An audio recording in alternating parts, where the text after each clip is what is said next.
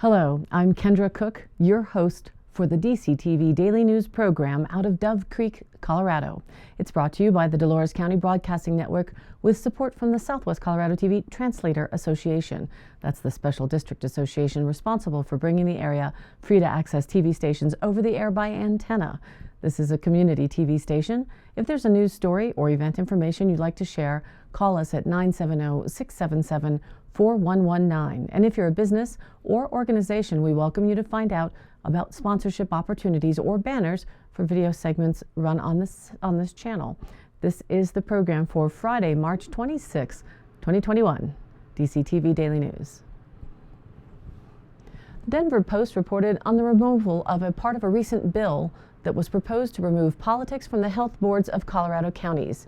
There was significant pushback on two fronts, according to comments by commissioners of Dolores County in a recent meeting, that small rural counties do not have the population to pull from for selecting a health board, and that the economics involved in the health decisions should be dealt with by elected officials. It has now been seen from the disaster designation of 2020 that health implications should fall on the shoulders of the commissioners, hopefully with the educated aid and input of health professionals, and not solely health professionals, while looking at a county's position for the safety, health, and welfare of their constituents. Denver Post wrote Representative Kathy Kipp, a Fort Collins Democrat, had hoped that the bill would remove politics out of local public health decisions. County commissioners would have been disqualified from being a part of public health boards while in office, but the bill received so much pushback, especially from smaller rural counties, that sponsors stripped that proposal from the bill. 26 of Colorado's 64 counties have commissioners who serve on health boards. Here in Dolores County, all 3 of our commissioners make up the board. Instead, the measure now calls for anyone serving on a public health board, county commissioners or resident, to take an annual training. And that Republicans on the House Transportation and Local Government Committee still voted against the bill Tuesday, but it passed on a 7-4 vote. Kipp thinks that she will get more bipartisan support when it goes to the full House. Republican Senator Kevin Priola of Henderson is also a sponsor. Colorado Counties, Inc., or CCI, is a nonprofit association which is now changing its position on the bill, according to the organization's Director of External Affairs, Jeannie Pingenot. The group backs ongoing training and education efforts. Quote, "The challenge has been that this pandemic has been so political," Pingenot said. "Simply removing county commissioners from the mix doesn't take the politics out of the pandemic." Republican Representative Mark Catlin, a Montrose Republican, believes that the entire bill should have been killed. He opposed the initial ban on commissioners as well as the training requirements. Quote, "The insinuation is that our elected county commissioners are not smart," said Caitlin, who commended the commissioners' work during the pandemic in Montrose, Telluride, Cortez, and Dove Creek. He added that the requirements are another barrier for counties with small populations and less money. Kipp said that the diluted legislation will still improve public health responses, especially as the science and education evolves for future crises. Apparently, we are anticipating many more future crises. I think that what we struggled with a lot is starting from the same set of facts, she said, and maybe the education will help people all start from the same set of facts so that they can move forward. And now let's take a look at the local weather, what that impacts our lives on locally. There's 6 more weeks of weather that Puxatawny Phil had predicted should have ended last week, so maybe this is the last of the real wintry days for the season. Well, today, after a few inches of wet snow accumulated overnight, a slight chance of snow before noon, then a slight chance of snow showers later in the afternoon. Mostly cloudy skies, although there's quite a lot of blue out there right now, with a high near 40 degrees, with south winds 5 to 10 miles an hour becoming west-southwest in the afternoon. We still have a 50% chance for precipitation, with daytime totals accumulating less than 1 inch possible. And into tonight, we're looking for partly cloudy skies, low around 25 degrees, with west winds 5 to 10 miles an hour becoming north after midnight. Look for a warm up over the weekend. Saturday sunny with a high near 48 degrees, but it'll be breezy with a north wind 10 to 20 miles an hour. That may dry up some of the surfaces, but also making it feel colder and possibly looking for some icy surfaces, so be careful. Saturday night clear and a low around 28 with north winds 5 to 15 miles an hour. And even warmer on Sunday, sunny with a high near 55, northeast winds 5 to 10 miles an hour, becoming southwest in the afternoon. For Sunday night, clear and a low around 32. Into Monday, sunny with a high near 59, again breezy, And Monday night, mostly clear and a low around 30. Into Tuesday, mostly sunny and a high near 44. Tuesday night, mostly clear, a low around 23. And next Wednesday, sunny with a high near 51 degrees. Wednesday night, clear and a low around 27. And now back to our news. Two bills were recently presented to the Colorado General Assembly to help farmers and ranchers weather the dismal markets for their animal products caused by the COVID-19 pandemic and the government's response. The two bills have since merged into one, which has been moved forward in the Senate.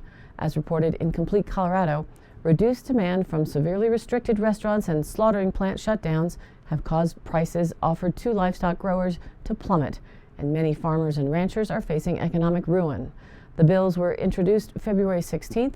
Senate Bill 21-079 was assigned to the Senate Health and Human Services Committee, and House Bill 21-1062 was assigned to the House Agriculture, Livestock, and Water Committee. On February 22nd, HB 1062 was killed, but it was then combined with the Senate, quote, Deregulate Meat Sales Direct to Consumers bill, which was sponsored by Senators Jerry Sonnenberg, Republican from Sterling, and Representative Rod Pelton, Republican from Cheyenne Wells. The combined bill, short-titled the Ranch to Plate Act, would allow farmers and ranchers to sell whole animals plus shares in livestock for future delivery, including cattle, calves, sheep, bison, goats, hogs, rabbits, and fish, and packaged meat they raised, slaughtered, and butchered.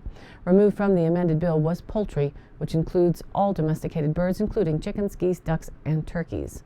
A provision in the bill says that the sale of rabbit or fish meat must be, quote, derived from an animal raised by the person and slaughtered by that person. This is to prevent the selling of wild game and fish caught by the person, which is illegal under Colorado's game and fish laws. The bill exempts sales by a producer direct to the end user from the licensing and health department inspection requirements for commercial sale of meat products. It requires that the seller must notify buyers that the meat is, quote, not subject to state regulation or inspection by a public health agency, and that the buyer is prohibited from reselling the meat. The bill also provides legal immunity against civil actions for damages caused by the meat being, quote, inadequately cooked or improperly prepared for consumption. Commercial processing of an animal or animal share is permitted and may include making, quote, value-added meat products such as sausage or jerky. State brand inspectors would only be required to inspect livestock, which includes cattle and sheep, once immediately before being slaughtered. The problem is that farmers and ranchers can't sell packaged meat at retail unless it's been packaged in a USDA-inspected butchery. Non-USDA butchers can slaughter and package meat, but only by private treaty, which is when someone buys a cow or part of a cow under a contract with the producer to raise, slaughter, and package the meat using a state-licensed butcher. Quote, the system is broken. Our nation relies too much on the big corporate-owned packing houses to feed this nation, Schroeder said. Any disruptions in these packing houses will bring turmoil to the cattle industry and our nation's food supply. 2021. The bill addresses the problems that independent producers now face with inspections and the limited number of private USDA-certified slaughterhouses they must use to butcher and package meat. Non-USDA-certified slaughterhouses and butchers are very limited in their capacity, and state regulations make it very difficult for producers to sell parts of one animal to more than one buyer. When producers can't butcher their livestock themselves and package it, buyers have to purchase a lot of meat at one time, which can be prohibitively expensive for a small family. If this bill passes, livestock producers will be able to slaughter and butcher their own animals, package the meat in any quantity, and sell to, quote, an informed end consumer. While Congress has power over interstate transportation and sale of meat products, by restricting sales to within Colorado, legislators hope the USDA will allow this practice. So that appears to be some positive legislation coming down the line potentially. However, on the complete opposite side, there's a ballot initiative, initiative number 16, that would serve to kill animal producers' businesses, according to some headlines. And the Coalition of Ag Leaders forms to oppose Initiative 16 in Colorado, and this is as reported in Western Ag Network. A coalition of state agriculture leaders and their organizations has formed to oppose Initiative 16, a potential 2022 ballot initiative that would ask voters to criminalize commonly accepted veterinary and animal care practices in Colorado. It would also ban the slaughter of livestock that have not yet lived more than 1/4 of their anticipated lifetime, a standard far longer than consumer and foreign markets demand. For example, if a cow can live 20 years, the rancher couldn't slaughter it until it had fed it for 5 years and would only be viable for hamburger meat at that point. You can calculate how expensive that would be. Take that to a chicken, and again, a 2-year-old chicken between feed and aging wouldn't be viable. The report continues, quote, "We've come together to oppose one of the most radical and reactionary ballot initiative proposals this state has ever seen," said Carlisle Currier, a rancher from Molina and president of Colorado Farm Bureau. "We can't allow such a direct and brazen attack on one of the state's largest and most historic industries to go unanswered." Coloradans for Animal Care March 25th filed for a motion for rehearing to challenge the titles set by the state's title board on March 17th. The group consists of 6 Colorado-based livestock organizations, including Colorado Farm Bureau, Colorado Cattlemen's Association, Colorado Dairy Farmers, Colorado Wool Growers Association, Colorado Livestock Association, and the Colorado Pork Producers Council. And according to Ballotpedia, a summary of all that is currently included in this initiative is quite something. Quote, "The Colorado Treatment of Animals Initiative, number 16, may appear on the ballot in Colorado as an initiated state statute on November 3rd of 2022. The initiative would do the following: amend state law regarding the treatment of animals, add fish to the definition of livestock, amend the definition of sexual act with an animal, and define the natural lifespan or certain animals in state law." So just reading those brief top bullet points, everyone needs to do more research and really look into what the effects of these initiatives are meant to accomplish in our state. From the text of the document we read, expanding the definition of, quote, "sexual act with an animal" to include intrusion or penetration into an animal's anus or genitals with an object or part of a person's body, and allowing an exception only for care to improve the animal's health, and eliminating the existing exception for animal husbandry practices. So that looks like it might want to stop artificial insemination, ironically in an age when, quote, "the scientists are artificially creating hybrid chimeras in the lab, mixing animal and human DNA." And today's High Canyon Country happenings this weekend. Saturday, there's a fundraising poker game at Thompson's Trucking. Register there by 10. Calcutta's at 11, and the games begin at 12 noon. This is a benefit for a local individual. And also Saturday from 9 a.m. to 12 noon, there's a free seed exchange at Main Supply, where they also have a variety of seeds for sale. And the DC Chamber will be on hand to provide Pick and Hoe vendor registration forms, as well as the forms for the Pick and Hoe royalty if anyone is interested in doing that type of fundraiser. Papers will be there for that as well. And a last reminder that the fire department still needs funds to cover the amazing fireworks show. You can mail a check in or drop it off. Any amount is welcome as a contribution to our community's main event July 4th on Sunday evening from the Bean Tower. And to catch this program online, visit our Facebook page. That's DCTV Daily News. It's also on YouTube under the same name, DCTV Daily News.